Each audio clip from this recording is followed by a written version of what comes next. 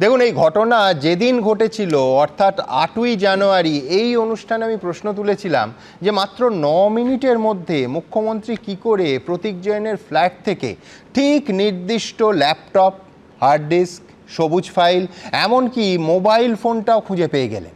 এটা কি করে সম্ভব যদি না ইডির কেউ কেউ সক্রিয় সহযোগিতা করেন।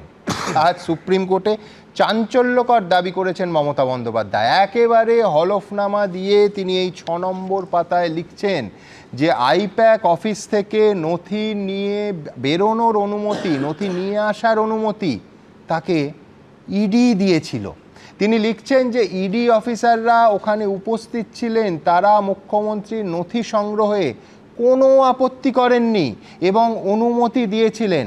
আই রিপিট, মুখ্যমন্ত্রীর হলফনামার ভাষায়, the officers of ED present there did not object to this request and permitted, আমি বলছি শব্দগুলো লক্ষ্য করুন, পারমিটেড, অনুমতি দিয়েছিলেন যাতে মমতা বন্দ্যোপাধ্যায় ওই ডিভাইসগুলোকে এবং ফিজিক্যাল ফাইলগুলোকে নিয়ে চলে আসতে পারেন।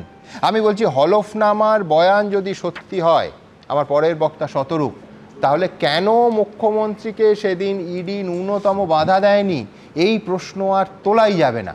আমি আবার বলছি, হলফনামার বয়ান সত্যি হলে এই পুরোটা তো মিউচুয়াল আন্ডারস্ট্যান্ডিংয়ের ভিত্তিতে হচ্ছে বলে মনে হয় স্বাভাবিক।